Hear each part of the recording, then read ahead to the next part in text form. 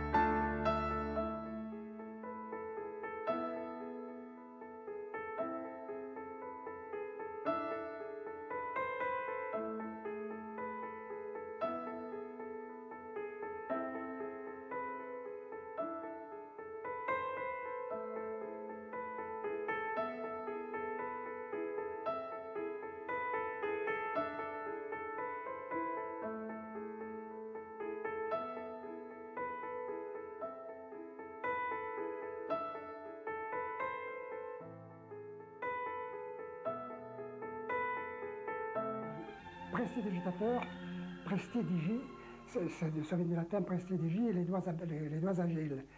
Donc en principe, les prestidigitateurs, ce sont des gens qui travaillent avec leurs mains. Vous voyez bien sûr, les cartes, les pièces, les boules, les foulards, etc., qui disparaissent grâce à l'adresse des mains, dextérité. Et puis alors, il y a les illusionnistes qui travaillent, eux, avec du matériel. Vous savez, ces boîtes, les femmes apparaissent, disparaissent. On coupe les femmes en deux, en quatre, en long, en large et en travers. Il y a différentes techniques. Et nous sommes donc des magiciens blancs, c'est-à-dire que ce n'est pas la magie noire, c'est le contraire de la magie noire. Nous disons, nous sommes des truqueurs. Vous venez voir de la magie, mais c'est de la magie truquée. Et d'ailleurs, nous disons nous-mêmes illusionnistes, ce qui veut bien tout dire, n'est-ce pas? Illusion, erreur des sens et de l'esprit qui fait apparaître l'apparence pour la réalité. Nous disons donc nous sommes nous des truqueurs. Et donc les gens viennent chez nous voir ce que nous faisons, mais ils nous appellent quand même magiciens. Bon, s'ils veulent nous appeler magiciens, nous voulons bien. Nous continuons à nous appeler nous-mêmes magiciens. Mais en réalité, nous sommes des prestidigitateurs illusionnistes.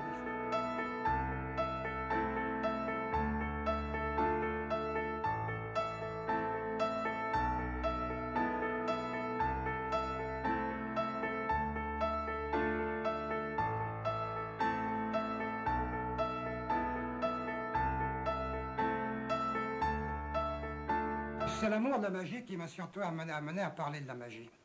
Alors j'ai écrit un bouquin qui comporte trois volumes, 1500 pages, 800 illustrations, et qui relate effectivement l'histoire de la prestidigitation depuis l'origine, c'est-à-dire depuis l'homme préhistorique.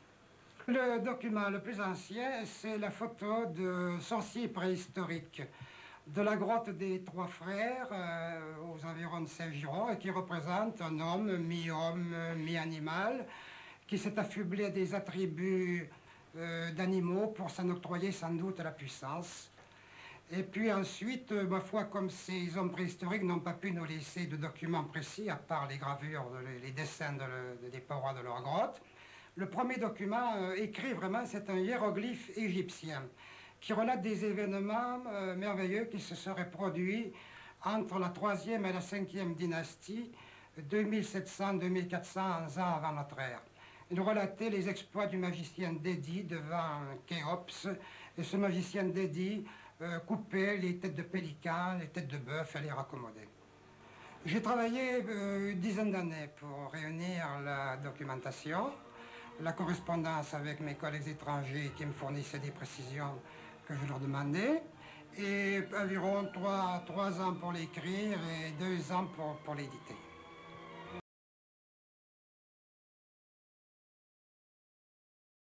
Il n'y a pas de différence entre les amateurs et les professionnels.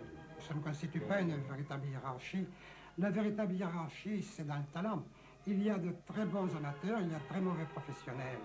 Et la hiérarchie, eh bien, elle est faite par le public qui classe les artistes d'après leur valeur.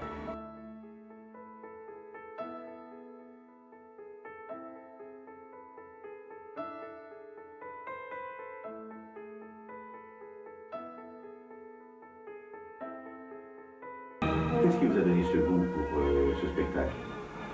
Ben écoutez, je pense que c'est l'esprit d'imitation que l'on a lorsque l'on est gamin. Vous avez fait certainement comme nous faisions nous, à notre époque à l'école. Lorsque nous venions de voir un film, nous jouions aux mousquetaires lorsque nous avions vu Les Trois Mousquetaires, ou aux cow-boys lorsque nous avions vu un film de cow-boy.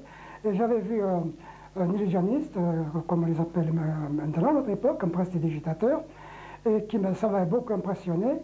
Et j'ai dit, tiens, j'avais donc imité le prestidigitateur, mais à ma façon, bien sûr, sans aucune connaissance particulière. Mais ce goût m'étant resté, j'ai acquis par la suite des ouvrages de technique. Et j'ai commencé donc à apprendre véritablement la technique, ça s'appelle l'improvisation imaginaire, comme je le faisais étant gamin. J'attaquais vraiment la technique par des bouquins, des livres sérieux. Et c'est comme ça, je devais avoir à l'époque 12 ou 13 ans. Et maintenant j'en ai 77. Et donc ça ne m'a jamais quitté, c'est un virus, vous voyez, dont on ne se débarrasse pas. Et j'ai travaillé comme ça devant 10 000 personnes, et les gens, la plupart des gens se demandaient ce que je faisais sur scène. D'ailleurs, il y a un gars qui m'a dit, après, qui est venu et qui m'a dit, vous savez, votre numéro d'imitation était parfaitement réglé, on aurait dit un vrai prestidigitateur. Alors c'est pour vous dire. Pendant plus de 50 ans, vous avez fait des spectacles, vous avez fait animer des galas. Oui. Qu'est-ce qui reste de tout ça? Beaucoup de bons souvenirs, et puis aussi également beaucoup d'amitié, beaucoup de connaissances. La preuve, encore, Patrick Bénichou, qui revient à la surface 27 ans après. Et puis alors, le milieu des prestidigitateurs, c'est un milieu très, très particulier. C'est peut-être les seuls éléments du spectacle où il y a une structure, c'est-à-dire une organisation. Nous avons des organisations, des clubs de magiciens. Nous sommes structurés sur le plan régional. Par exemple, à Limousin, nous avons le club Robert Houdin du Limousin, qui est un club de magiciens. Je suis d'ailleurs le fondateur. Nous sommes structurés sur le plan national à l'Association française des artistes prestidigitateurs, et nous sommes structurés sur le plan international à la Fédération internationale des sociétés magiques, la FISM. Et donc, ces structures nous permettent de nous rencontrer à l'occasion de congrès régionaux, nationaux, internationaux, et ce qui crée des liens, des contacts. Donc j'ai des amis de 50 ans qui travaillent dans la magie, ou anciens, ou qui sont encore en activité. Et c'est toujours avec plaisir que nous nous rencontrons au cours de ces rencontres internationales. On échange des trucs? On échange des trucs et on distribue des récompenses. Ce qui veut dire qu'il n'y a pas... S'il y a compétition, c'est une compétition amicale. Et c'est nous-mêmes qui récompensons les meilleurs. C'est-à-dire que nous ne sommes pas jaloux des succès rencontrés par nos amis, par nos collègues, puisque c'est nous-mêmes qui les promotionnons et qui les récompensons.